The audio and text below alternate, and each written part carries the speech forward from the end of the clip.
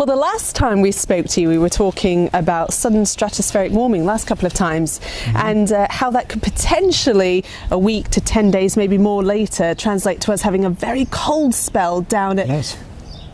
What? Are we filming a quick chat, or are we doing some gardening?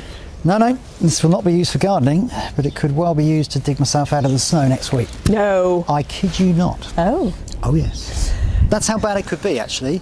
So this is a semi-serious quick chat. It certainly is. A serious message, because some of the weather coming down the tracks is going to impact on, well, just about all of us, I think, in the next week, or indeed longer. There has been a lot of talk in some of the papers, increasingly across social media, just about this really intense cold spell coming. Something like we haven't seen for years and years, actually. The last cold spell like this, maybe March 2013, and that was the coldest March on record for more than 50 years. There's quite often a lot of noise on social media when some computer models come up with a run that indicates real intense cold. That happens a lot, and at longer ranges, that's very unreliable. So people have been picking out one that they like, haven't they? It's like looking at a bank of sweets in the sweet shop and going, I'll have that one. Confirmation bias, I think we call it. But now we're getting nearer to the event, and it's sort of less than a week away, and all the computer models are now going for it. That really does raise our confidence that we are in for a period of, well, not just cold weather, but extremely cold weather. The charts that I've been looking at this morning, I haven't seen charts like these for many, many years. And he does look at them all the time, let me tell you. So here's what we are pretty confident about then. We're confident about a cold spell that starts sometime towards the end of the weekend, beginning of next week. Well, it's going to be cold through the rest of this week, just plain old normal cold. The really intense stuff, as you say, through this weekend. So that easterly wind that we talked about potentially forming in the wake of the SSW, that starts to set in, eventually tracking all the way down from Siberia, so really pulling that very... Siberia. So really pulling that very cold air our way.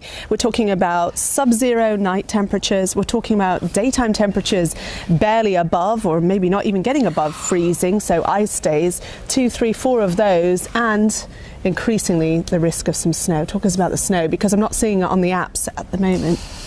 Well, no, you're not actually. That's an interesting point. When you have such intensely cold air coming over a warm surface, and the North Sea actually in these sorts of terms is a warm surface, you've got cold over warm, that's very unstable, and it allows shower clouds to bubble up, and those shower clouds will be delivering snow, not just to the coasts, but inland. And what the computer models struggle to do is drive those showers inland as much as they're actually going to do. And that's why the apps are underplaying snow for next week, because the computers don't drive that snow. But when you talk about inland, let's just be clear. So, you know, those eastern counties, your Norfolk, Suffolk, Essex, North Sea coast further north, yeah, of course, you'd be expecting to see some snow showers there. When you say inland, how far inland could we be talking? Well, many, many miles. In fact, as the week progresses, next week progresses, and the air becomes more and more unstable, more intensely cold, I'm expecting that nobody will be immune from snow showers through tomorrow, and you know, some places could pick up potentially a foot of snow. Now, I know that sounds quite dramatic, and certainly not all of us will pick up a foot of snow.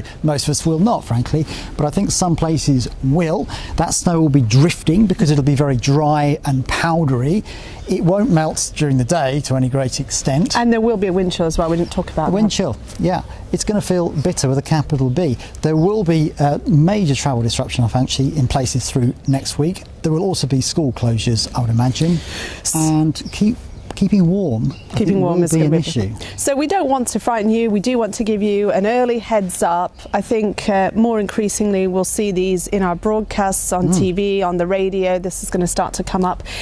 In the meantime, we will be making for you a little video about how you can keep warm next week, and crucially how you can look after those around you who might be a little bit more vulnerable with underlying health problems, or elderly, or young children. So we're not crying wolf, and there's a lot of hype sometimes about severe cold spells which never materialise. Believe us, this one could be for real, and it could mean business. But in the meantime, he's off to Spain. I'm off to sunny Spain to play some golf, but I will be back on Saturday night in time for the fun to begin. You're dead to me.